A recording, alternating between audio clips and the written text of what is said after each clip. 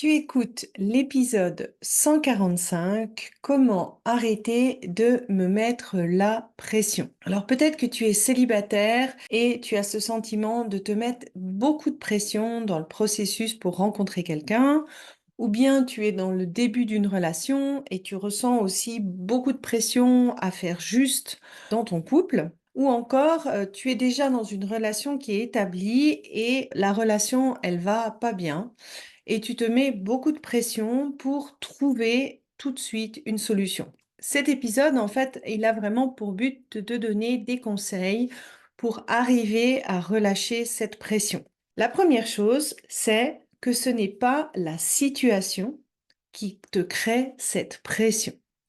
Et je sais que quand tu es en plein milieu, que tu la ressens, cette pression, et moi je l'ai ressentie, les trois que je t'ai décrits, je les ai déjà vécus, c'est difficile de le croire. Alors, pour t'aider à voir en quoi cette pression, en fait, elle vient pas de la situation, mais elle vient vraiment de cette perception que tu as de la situation, de l'histoire que tu te racontes au sujet de la situation, je vais essayer de prendre les trois cas de figure et t'aider à avancer pour ressentir, en fait, à quel point, en fait, cette pression, elle est indépendante de la situation.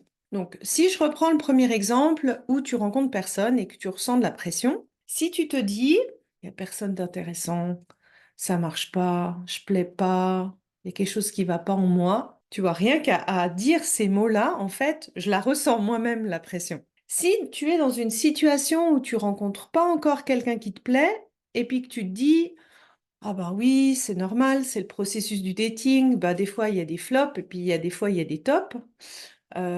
Si je prends le temps de bien revoir comment je m'y prends et que je me fais suffisamment d'opportunités de rencontres, ça arrivera. Là, quand tu te dis ça, tu vois que peut-être qu'il y a moins de pression. C'est-à-dire que c'est pas easy peasy, ça viendra quand ça viendra non plus, hein, on est d'accord, mais c'est pas ce côté lourd en fait que tu peux ressentir. Si je reprends le deuxième cas, toujours pour illustrer, pour que tu comprennes que c'est pas la situation qui te crée cette pression.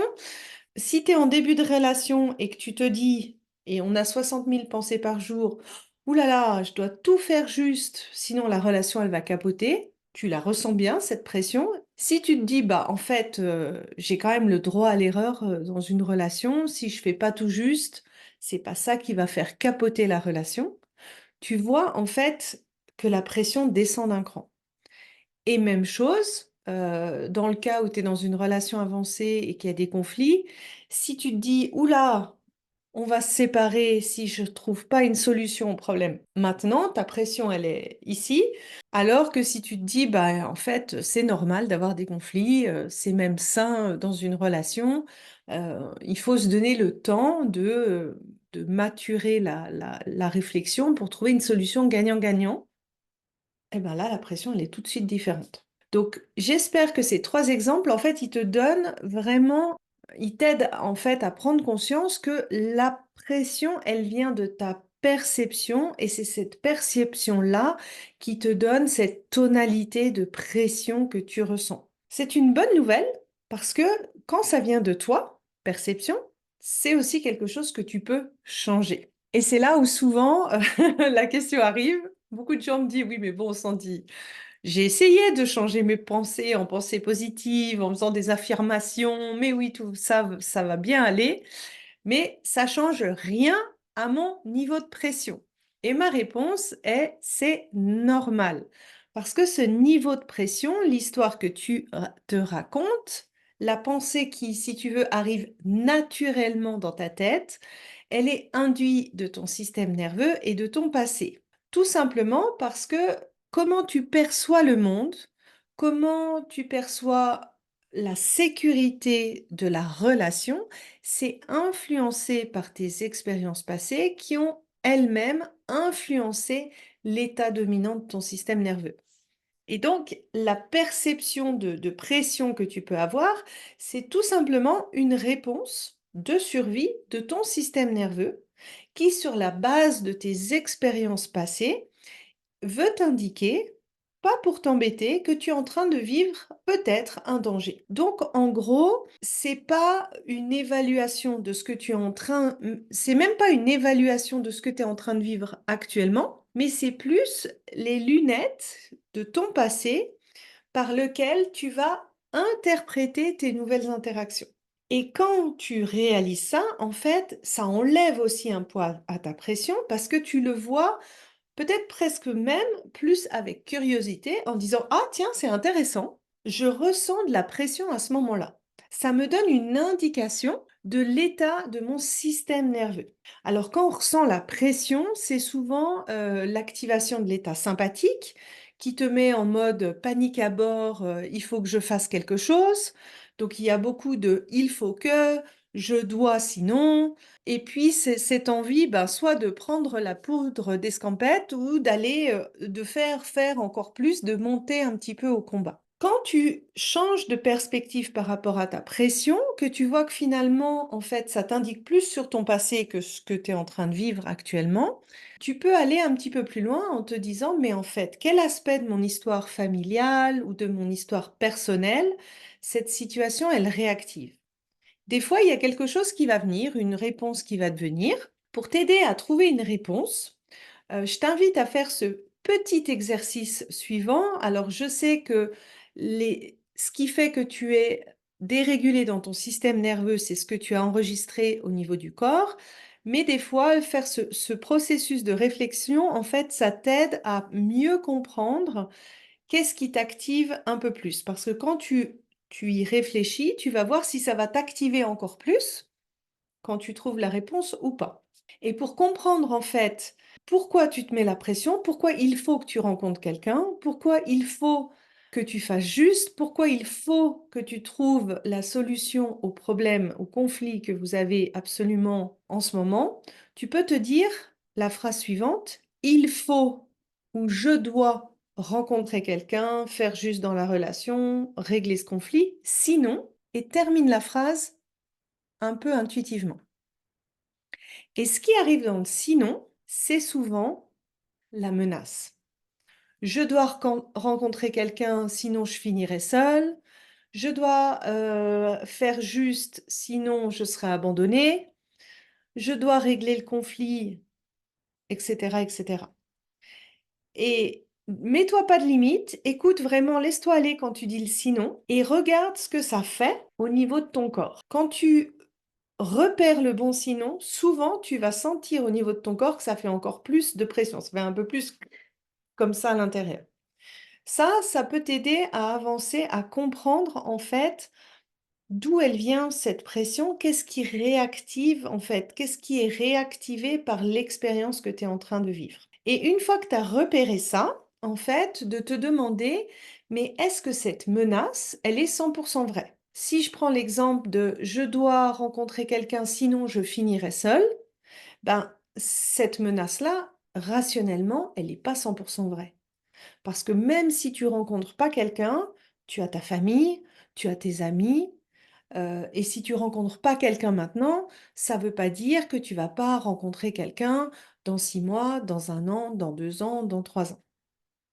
Donc la menace, en fait, elle n'est pas 100% vraie. Une fois que tu as, en fait, plus vu cette pression comme un moyen, en fait, de mieux te connaître, de comprendre ce qui te réactive, pour t'aider, en fait, à être à diminuer, si tu veux, ton niveau de pression, je t'invite à passer par le corps. Ça sert à rien de te raisonner au moment où tu ressens la pression. Tout ce travail que je t'ai dit avant, tu peux le faire en fait après, une fois que tu es revenu à ton état de sécurité dans le corps. Parce que c'est dans cet état-là que tu as aussi la pleine capacité de raisonner et de réfléchir et d'agir en fait dans le sens de ce que tu veux. Alors, je te propose de faire un petit exercice avec moi. Si tu écoutes le podcast en train de conduire ou que tu es en train de marcher, stop l'épisode à ce moment-là et puis reviens quand tu as un moment pour le faire un peu au calme, quand tu es prêt à faire cet exercice. Je t'invite à le faire, en fait, cet exercice au moment où tu ressens une pression Et tu peux t'installer peut-être sur une chaise ou un endroit où tu es confortable. Tu peux laisser les yeux ouverts ou fermés. Et quand tu ressens cette sensation de pression, essaye d'identifier qu'est-ce qui se passe à l'intérieur de ton corps, comment est ta respiration, ton rythme cardiaque. Et essaye d'identifier les sensations corporelles que tu peux ressentir. Où est-ce que tu ressens cette sensation de pression? Est-ce que cette sensation a une forme, une couleur, un mouvement, une chaleur? Est-ce que c'est agréable, désagréable?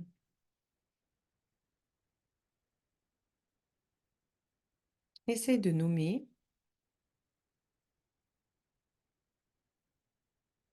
d'identifier la sensation que tu ressens dans le corps quand il y a de la pression.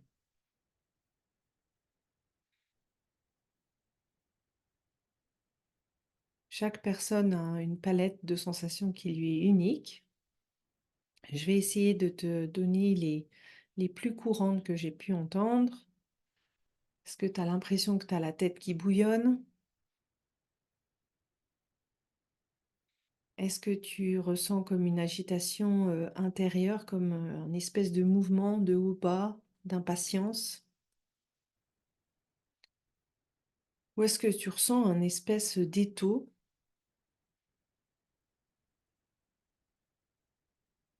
sur les épaules ou au niveau du cœur quand tu ressens cette pression?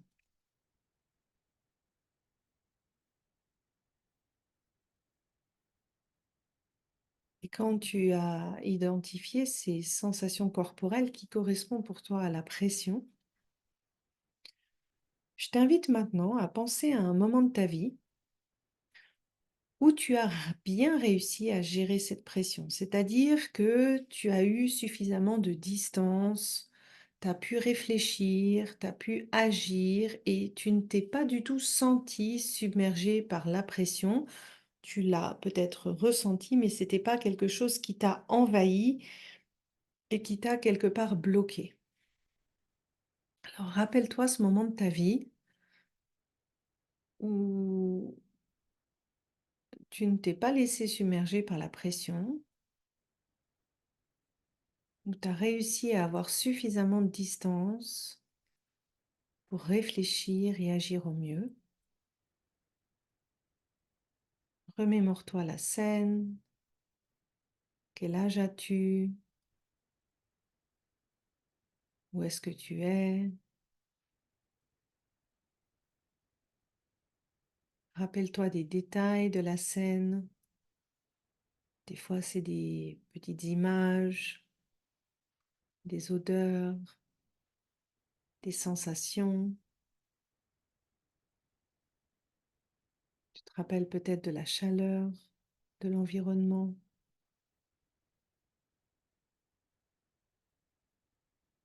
Rappelle-toi cette scène où tu as eu suffisamment de distance pour réfléchir et agir au mieux sans être submergé par cette pression.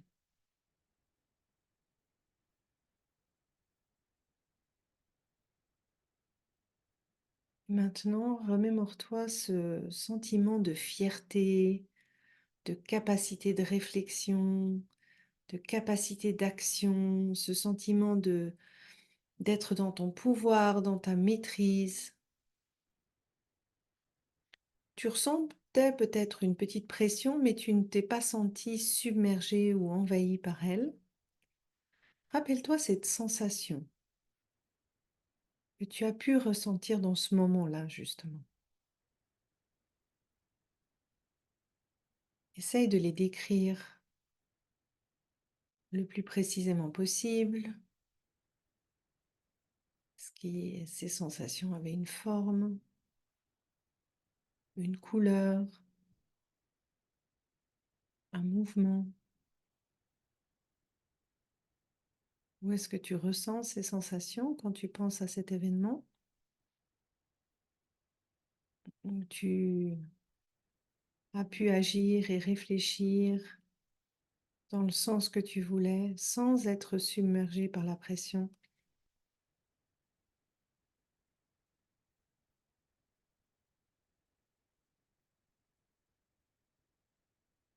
Est-ce que c'est au niveau du cœur? Des fois, on peut ressentir une espèce de chaleur.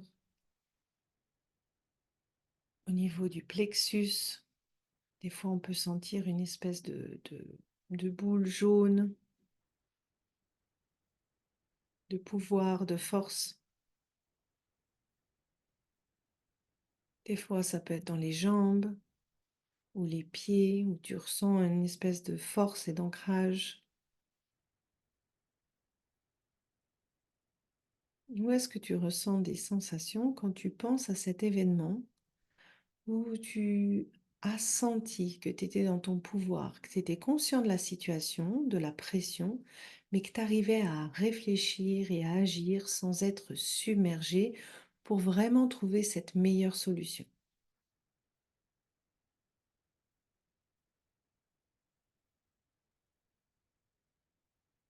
Rappelle-toi maintenant toutes les étapes que tu as fait, tout ce qui t'a permis finalement de réfléchir, d'agir sans s'être submergé par cette pression.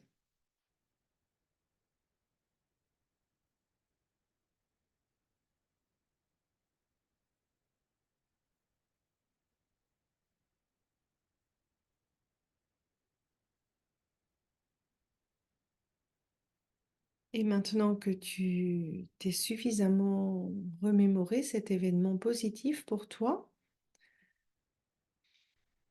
porte à nouveau ton attention sur la zone où tu ressentais de la pression tout à l'heure et vois si tu vois un changement dans cette zone,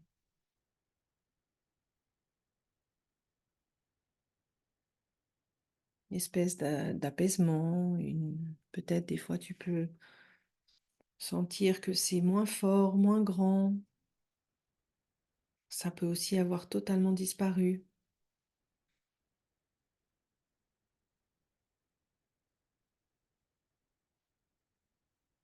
Si tu ressens pas encore d'apaisement, bah peut-être que ça vaut la peine de faire l'exercice plusieurs fois ou tout simplement de t'entraîner. Si tu as reçu ou as senti une espèce d'apaisement de tes sensations, voire une disparition totale, en fait, tu viens d'expérimenter le processus de pendulation, c'est-à-dire le passage d'un état d'insécurité de ton système nerveux à un état un petit peu plus sécure de ton système nerveux. Et ça, en fait, quand tu sens que tu reviens en fait à un état plus sécure, souvent tu le sens par un apaisement de tes sensations corporelles.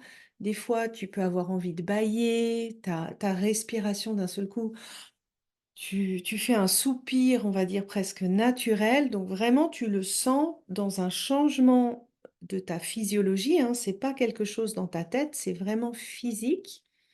Et quand tu ressens ce changement, c'est là où tu as la pleine capacité de raisonner, de réfléchir et pour t'aider finalement à pérenniser cette baisse de pression. Je te donne plus d'outils de régulation émotionnelle dans l'épisode 122. Donc, je t'invite à l'écouter si tu veux plus de conseils. Voilà, maintenant que tu as fait cet exercice, j'espère que tu comprends que le corps, moi je suis un peu toute relax après l'exercice, le corps a une grande importance sur comment tu te sens, qu'est-ce qui enclenche cette pression finalement, et si tu veux aller plus loin, eh bien, pour moi, ça passe par comprendre l'influence de ton passé, libérer ton corps de l'empreinte de ton passé au niveau de ton système nerveux, et aussi d'apprendre à t'accompagner dans les moments où il y a une pression qui va se présenter dans tes relations pour apprendre à vivre des relations tout simplement de manière plus apaisée, de manière plus sereine et tout ça, ben, c'est ce que tu apprends dans le programme S'ouvrir à l'amour.